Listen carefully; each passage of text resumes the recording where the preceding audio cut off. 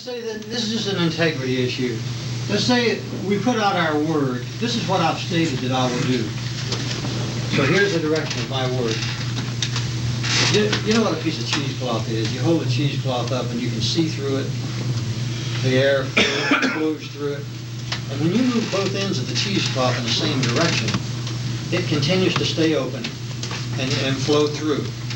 But what happens if you take one end of the cheesecloth this way and the other end this way? It closes up.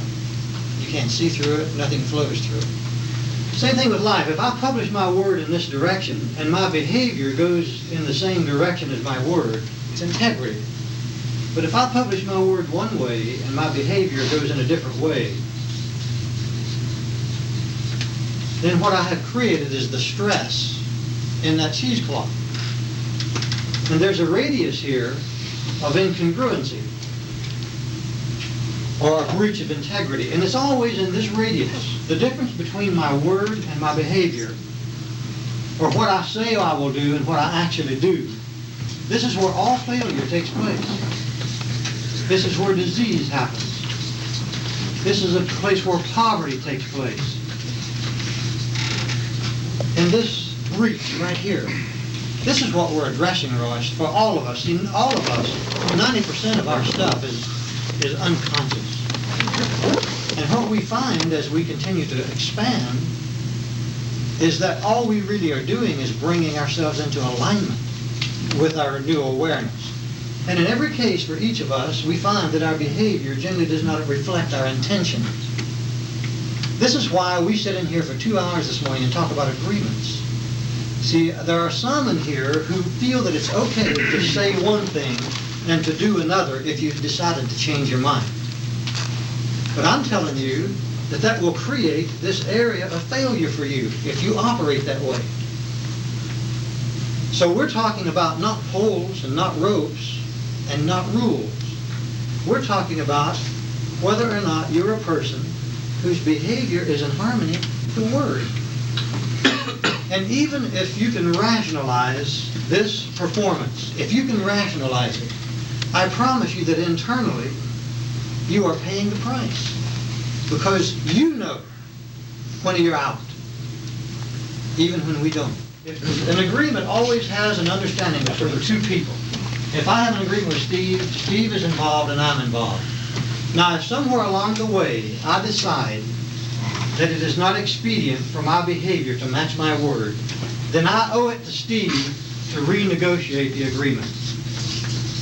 You see, if I don't renegotiate it, that's spelling and talking is same. If I don't renegotiate with Steve, I'm disrespecting Steve. I am treating Steve as a non-entity, as a non-important person, that I do not have to notify him that I have changed his plans. You see, what we received yesterday in some cases was not renegotiation. We got notification. I notify you our agreement is off. It's not possible to stay in integrity and not respect my end of the agreement. So I'm not saying that you cannot change your mind, but I'm saying that there is a process for doing that.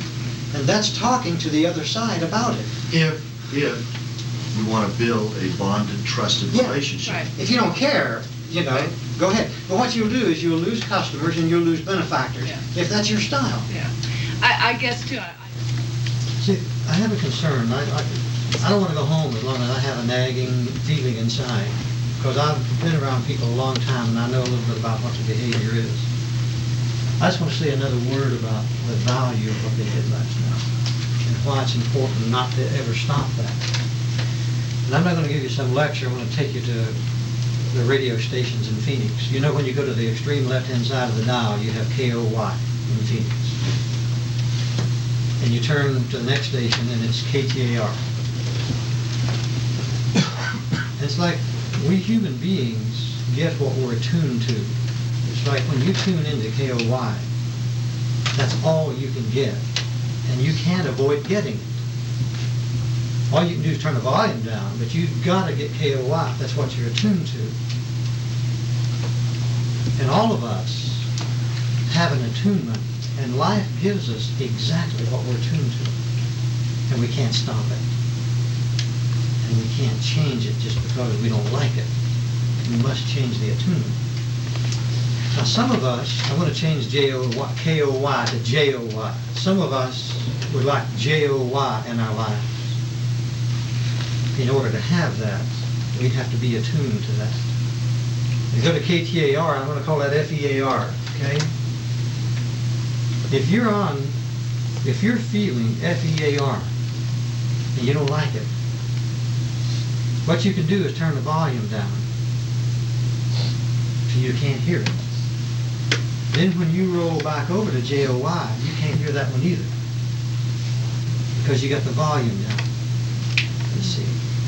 And what I'm saying is to kid yourself and think that you can be a healthy, total person and stifle the stuff that you have been stuffing for years. What happens is all your other feelings are dying in the process too. That's why you could never lick that 2%, because you were not a total person. You stuff one part of you,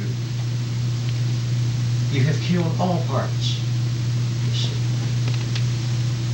So when you let it out, it's like all of you is going to come to life again, and you're going to have more than the 2% increase, I assure you. But don't give up. Stay with integrity. See, that's it.